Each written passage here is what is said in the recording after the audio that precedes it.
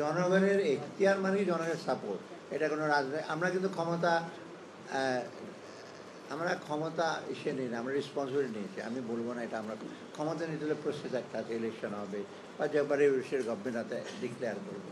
আমরা যেটা করছি সেটা কিছু কিছু কারণ আছে যৌক্তিক, তবু ভেবেচিন্তে করছি।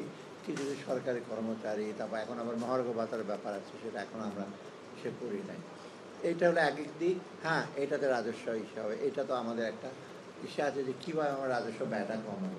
কারণ এই ব্যয়টা কমালে কিন্তু আমি positive social sector, education, agriculture plus এই যে প্রবাসীর জন্য আরও অনেক কল্যাণকর হিসেবে করতে পারতাম। আমাদের জন্য যেটা বলুন পেনশন স্কিম বা আরও এমপ্লয়মেন্ট অপরচুনিটি, এখানে যদি ওরা ছোটো ছোটো ব্যবসা করতে চায়, কিন্তু সেখানে আমাদের যারা প্রবাসী বেশিরভাগ ব্যবসা করতে চায় না। হ্যাঁ, আবার ব্যবসা করা কঠিন করে, ছোটো ছোটো ব্যবসারা অনেক। অতএব ইউর রাইটকে, তবে একেবারে সব কিছু আমরা করে বন্ধ করে দেব সেটা না। ওখানে কিছুটা ক্রিটিসিজম আছে, আবার কিছু কিছু ওদের দিক থেকে কিছু আছে যে ওরা অনেক দিকে পদোন্নতি ছিল, অনেকে নাকি কষ্টে আছে দেখছি। তো হয় কি, সরকারি যে কোনো আয় ব্যয় একটা ব্যালেন্স করতে হয়, সবসময় একেবারে যুক্তিসঙ্গত যে হবে তা না। একটা সে আমরা যেমন ট্যাক্সের বেলা, ট্যাক্সের বলে কুইট প্রো কিউ নাই, আপনি ট্যাক্স দেবেন, বেনিফিট আপনি পাবেন না। আমাকে এক বদল বাড়িধারা থাকে, বলে যে ট্যাক্স দেই, আমার বাড়ির লাইটটা মাঝে জলে না। আমি বাড়িধারা আপনার জন্য ট্যাক্স না, ট্যাক্স দিতাম খিলগাঁও, মহাখালী অথবা গ্রামে একটা জায়গায় খরচ করে দেবেন। আমি ট্যাক্স দিই, আমি কেন পাবো না বেনিফিট? আমার ট্যাক্সের কনসেপ্ট এটা না। সেরকম আর কি, কিছু লোক বেনিফিট হয়, কিছু হয় না।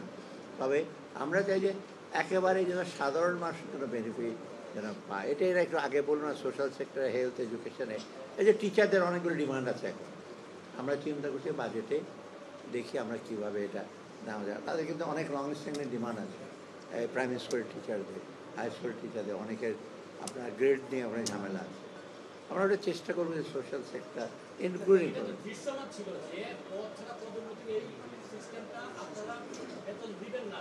কিন্তু আর শোনেন, ডেইলি যে রাস্তাঘাট দিয়ে আটকে রাখে, এখন এটা ট্রু যে আমাদের কেয়ারটেকার গভর্নমেন্ট কিন্তু একটা পলিটিক্যাল গভর্নমেন্ট মতো একটা স্ট্রং বা ইসে করে না। আমাদের ল অ্যান্ড অর্ডার সিচুয়েশনগুলো আপনি বলছে এখনও যে আমরা বলবো যে একেবারে স্যাটিসফ্যাক্টরি হয় না। এটা পলিটিক্যাল গভর্নমেন্টের ক্লাউড। এই যে ইনফ্লেশন যদি আপনার বেড়ে যায়, তখন ওদের দোকানদার আছে, ওরা ওদেরকে ইস্যু করতে পারে। আমরা তো সেটা, ওই ক্লাউডটা তো আমাদের না। ইউ আর রাইট যে আমরা অনেক চাপের মধ্যে আছি। 100টা চাপের মধ্যে আমরা 10টা মানি। এই যে আপনার রেলওয়ের ডিমান্ড, সেই ব্রিটিশ আমলের ল, ওভার টাইম দাও। আচ্ছা, ওভার টাইম দিলাম, লিমিট ছিল বলে লিমিট উঠিয়ে দাও, সেটা আবার পরে উঠিয়ে দাও। কদিন পরে বলো আমরা চাকরি না করে বেতন দাও, তখন যে কী করবো? আমি তো চিন্তা আছি।